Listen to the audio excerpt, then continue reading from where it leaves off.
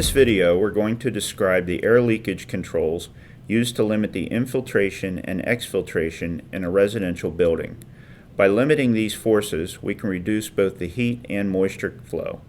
As we evaluate new construction for compliance with the 2012 International Energy Conservation Code, we must consider Table 402.4.1.1. This table is a concise listing of those areas that must be inspected to ensure a complete and effective air barrier. Additionally, there are criteria listed for the installation of insulation. This checklist tool can be obtained through the Maryland Energy Administration website, and of course the table is available in the 2012 IECC. Most of the IECC requirements listed in this table are for the building envelope. The building envelope separates conditioned space from the outdoors and other unconditioned spaces such as attics and garages. It includes the ceilings, walls, floors, slabs, and crawl spaces. It is important to note that at times the precise location of the building envelope may not be obvious. In this case, the underside and walls of the interior staircase extends into the garage, adding confusion to the location of the air barrier and adding potential air leakage points. Many penetrations made in the envelope by various trades are subsequently covered up. Enough of these penetrations can result in excessive air infiltration and a failure of the envelope air leakage test. Some of the most successful builders require the subs to seal their own penetrations. They know where they are, and if they're responsible for their repair, they tend to reduce the number and the size of these openings. Initially, the air barrier and the thermal envelope must be defined. Regardless of the wall structure and geometry of a building, the air barrier and thermal envelope must be aligned and continuous. For exterior walls, the air barrier and thermal barrier alignment assembly is made up of 6 sides: the bottom plate, the top plate, stud framing, exterior sheathing, and interior gypsum board. Insulation must be installed to full cavity depth with no gaps, voids, or compression, and in contact with the air barrier.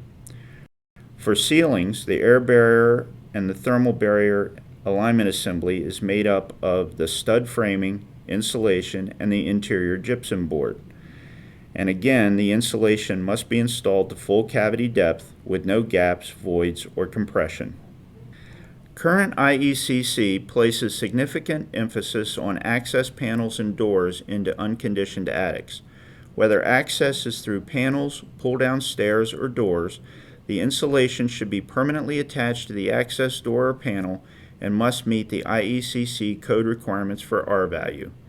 A gasket or weather strip should be attached to the access panel on all 4 sides to prevent air infiltration from the attic into conditioned space. Walk-up stairs to attics are an issue as well. Doors must be weather stripped, insulated, and a threshold installed. The next area of discussion are the walls. The corners and headers shall be insulated, and the junction of the foundation and sill plate must be sealed. In order to fill the gaps at the floor-wall junction, a bead of sealant must be installed along this gap at the bottom plate, sealing it to the slab or floor. If for some reason the exterior sheathing is not tightly fastened to the studs, additional sealing may be required.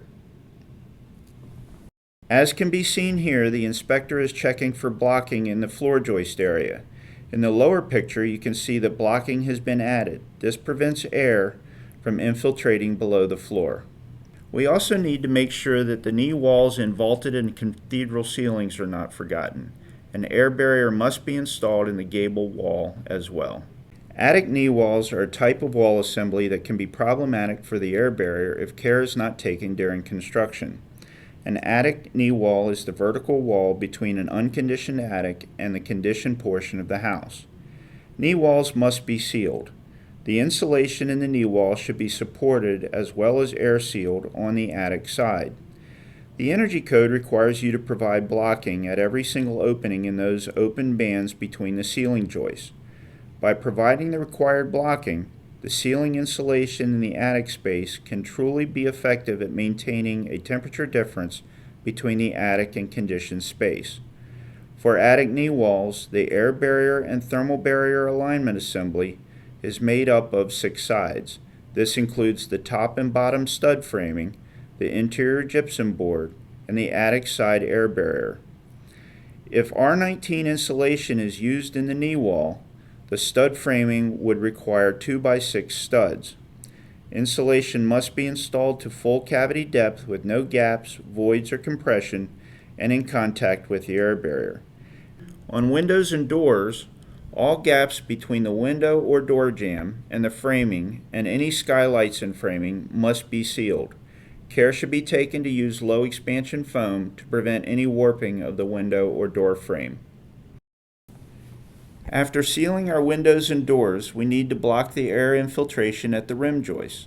Although they are routinely insulated, they must also be sealed. This is particularly important at the garage wall. Since the rim joist must be insulated and include an air barrier, the easiest way to accomplish this is by using spray foam. Insulation in the floor above the garage must be installed so that it maintains permanent contact with the air barrier or subfloor.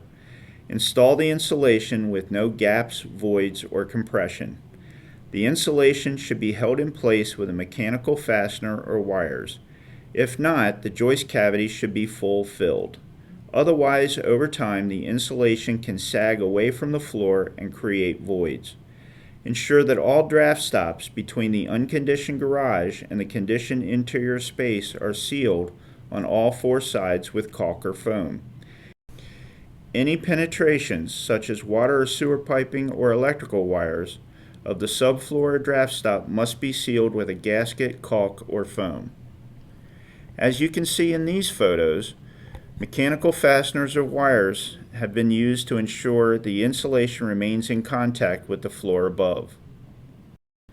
Insulation in cantilevered floors must be installed so that it maintains permanent contact with the air barrier. Install the insulation with no gaps, voids, or compression using straps or other approved methods to maintain alignment with the subfloor. Ensure that all draft stops or rim joists are insulated. Seal draft stops on all 4 sides with caulk or foam prior to insulation installation. Any penetrations, such as piping or wiring, of the subfloor or draft stop must be sealed with gasket, caulk, or foam. Crawl spaces can be a source of large amounts of moisture infiltration into the home. To help stop that infiltration, any exposed earth shall be covered with a Class 1 vapor retarder with all seams sealed. Also, the insulation should be permanently attached to the crawlspace walls. All penetrations of the top plate into unconditioned space at both the interior and exterior walls needs to be sealed with caulk or foam to prevent air infiltration. Bottom plates should be sealed with adhesive, gasket, or caulk. Remember, fiberglass insulation is not an effective air barrier. All flue shafts and utility penetrations shall be sealed at the top. The common wall between the garage and the house can be a challenge to seal. There are often multiple penetrations from electrical wires and plumbing lines. Additionally, the floor joist space can be difficult to seal with blocking and foam. Often the bottom plate is not well sealed, since it's considered in a dry space. Failure to seal these areas, though, can not only result in energy loss, but can be a pathway for air contaminants from the garage into the house. Recessed lighting installed in the building envelope shall be airtight, insulate contact rated, and sealed to the drywall. When a recessed light is labeled airtight, it must still be sealed to the drywall using a gasket or caulking. Seal all openings between the can and the ceiling gypsum board with gasket, caulk, or foam prior to installation of the trim ring. Install IC-rated fixtures that have passed the ASTM 283 test for air leakage. Seal all openings between the can and the gypsum board with a gasket, caulk, or foam prior to installation of the trim ring, unless the trim ring is gasketed and forms an airtight seal. As you can see, this is an airtight approved fixture. It must still be sealed to the drywall to prevent air leakage around the fixture. The infrared picture in the foreground shows the effects of air leakage around an unsealed fixture. Batt insulation should be cut neatly to fit around wiring and plumbing and exterior walls. This will take the installer more time to install the insulation correctly. However, doing so reduces gaps and voids in the insulation and increases comfort in the home. The code also requires you have an air barrier behind tubs and showers on insulated walls. The photo shows a tub area after the rigid air barrier was installed. Failure to install this air barrier can cause the tub to be cold in the winter and often results in a callback for the builder. Although the leakage around or through an electrical or phone box may seem minimal, the sheer numbers of these in a house can add that minimal leakage up to a major problem. Even though theoretically the wall should be air sealed at the top and bottom plates, air can infiltrate along the electrical wire paths and enter the house at the outlet box. As discussed earlier, chases can serve as large holes in the building thermal envelope, so it's important to cap these chases and all common bypasses. One should also be sure to seal all HVAC boot penetrations and all fixtures to the drywall. As you can see in the pictures, the boot has been sealed to the subfloor using mastic. Don't forget to seal the supply boots to the drywall in the ceilings. When working with fireplaces, the builder must maintain the continuity of the exterior and interior sheathing, ensuring that all seams are caulked, taped, or sealed. The insulation installed should be per IECC code requirements, installed to full cavity depth with no gaps, voids, or compression, and in contact with the air barrier. Use caution when insulating the fireplace area. You must maintain all clearances around the fireplace per the manufacturer's specifications and local codes.